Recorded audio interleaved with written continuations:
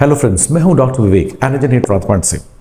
अगर आप न्यू मुंबई में रहते हैं तो ये वीडियो उनके लिए है जो जानना चाहते हैं हेयर ट्रांसप्लांट की कॉस्ट कितनी है न्यू मुंबई में, और जो जानना चाहते हैं कि सही हेयर ट्रांसप्लांट कैसे चूज करें जो कि क्वालिटी भी अच्छी हो, अफोर्डेबल भी हो और सेफ भी हो। जरूरी नहीं हमारे हेयर ट्रांसप्लांट चूज करें, किसी का भी चूज करें।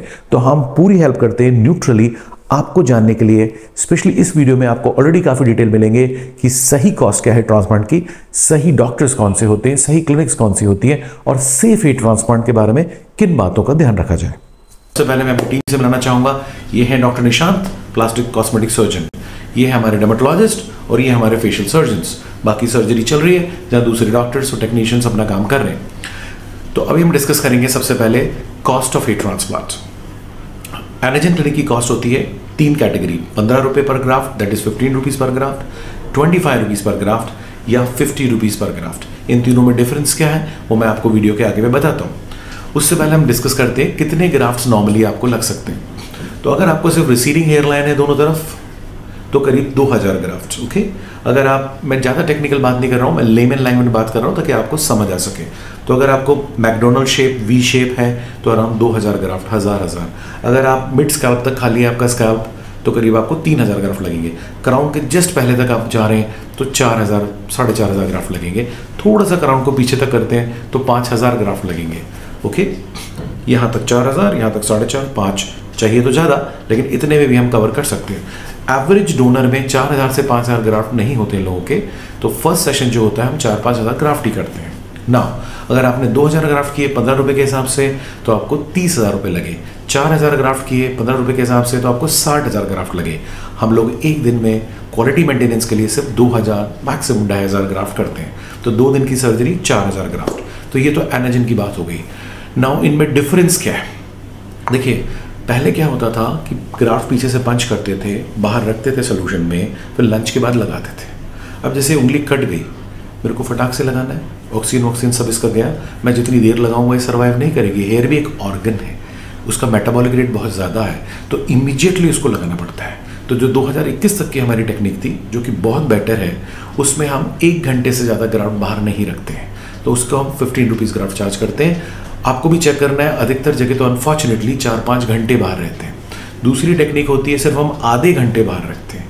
तीसरी टेक्निक होती है कि बड़ी टीम होती है, एक ने स्लिट्स बनाया, एक ने पंच किया, दूसरे ने लगाया, एक ने पानी डाला, कोई लोकल एनेस्थीसिया दे रहा है, कोई ट्रॉली को मैनेज कर रहा है, बड़ी टीम लगती है। उसमें साइमल्टेनियसली ग्राफ्ट लगाए जाते हैं। क्यों? क्योंकि अगर ग्राफ्ट बाहर है 3 से 15 मिनट में हाथ पे भी रखा तो वो मर सकता है।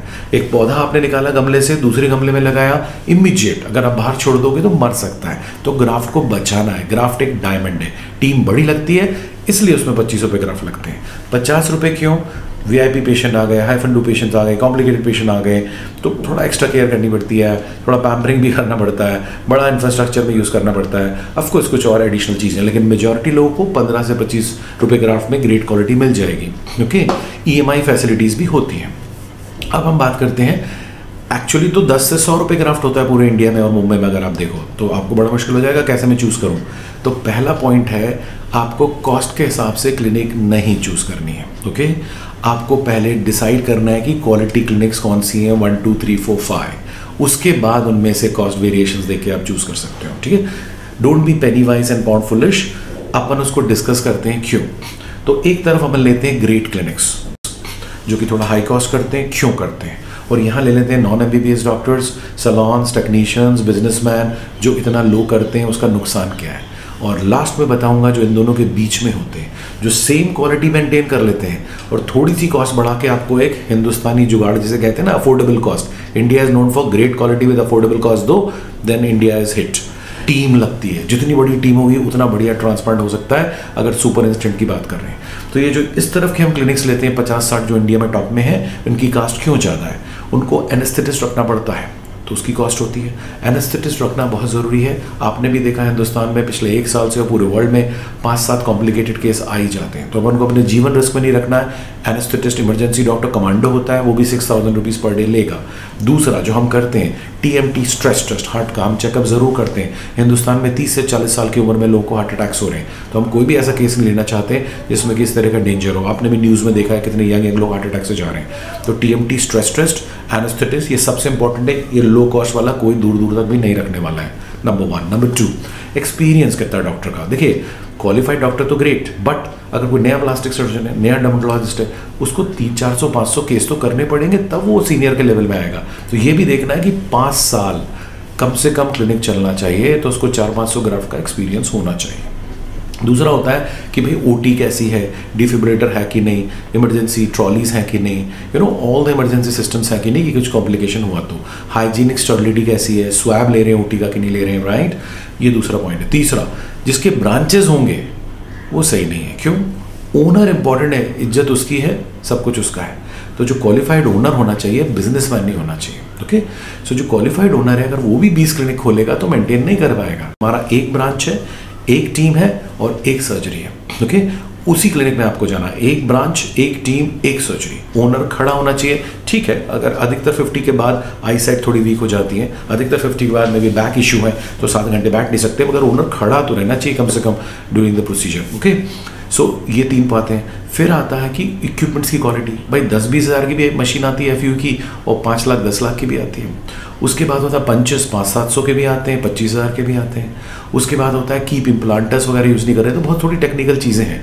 तो ये सभी लोग चीज़ यूज़ करते हैं, इसलिए इनकी इतनी कॉस्ट होती है। जो टॉप 50 डॉक्टर्स हैं इंडिया में, इधर आ जाइए, नो एनेस्थेटिस्ट, लो कॉस्ट में। क्वालिटी स्टर्लिटी क्या है किसी को पता नहीं। कोई भी पेशेंट आ रहा है, ले रहा है, लेकिन जो क्वालिफाइड डॉक्टर्स होंगे वो मना करेंगे। Cardiac case no, uncontrolled diabetes no, convulsions no, hepatotic scar keloid no. तो कई ऐसी चीज़ें हैं, अगर आप डायबिटिक पेशेंट हैं, अनकंट्रोल्ड, आप कन्वल्शंस हैं, आपको हार्ट अटैक है, मत कीजिए ट्रांसप्लांट। जान ज़्यादा ज़रूरी है, ट्रांसप्लांट नहीं। तो अच्छा डॉक्टर एथिक्स की बात करेगा, पुश नहीं करेगा, सेल्स नहीं करेगा। जहाँ नहीं चाहिए मतलब नहीं, और आपको प्रॉज एंड कॉन्स बताएगा। इधर वाले क्या बोलेंगे, 25 साल मेरे ग्राफ्ट चलेंगे, ये हो जाएगा, वो हो जाएगा। नो नो नो, कुछ जादू नहीं हो सकता। रियलिस्टिक एक्सपेक्टेशन बताने पड़ेंगे। आपका डोनर अच्छा है तो बाल अच्छे, डोनर वीक तो बाल वीक। कितने साल का चलेगा?